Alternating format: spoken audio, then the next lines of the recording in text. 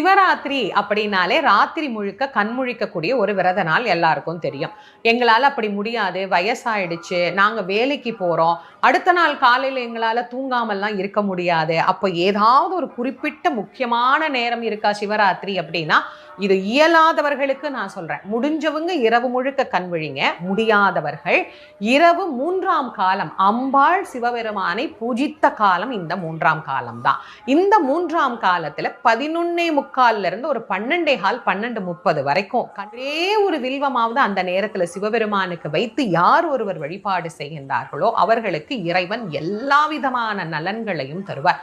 பொதுவா சிவராத்திரி விரதம் எப்படி இருக்கணும் அப்படின்னா, நம் மனதிலே இருக்கக்கூடிய ஆணவத்தை எல்லாம் அகற்றி இந்த விரதத்தை இருக்கணும். நான் செய்கின்றேன். இப்போ எல்லாத்தையும் காட்டிலும் பக்தியில கூட இந்த நான் அப்படிங்கிற எண்ணம் புகுந்துருச்சு. நான் தான் இந்த கோயிலுக்கு இதை செஞ்சேன், நான் தான் இந்த கோயிலுக்கு அதை செஞ்சேன், நான் இந்த அபிஷேகம்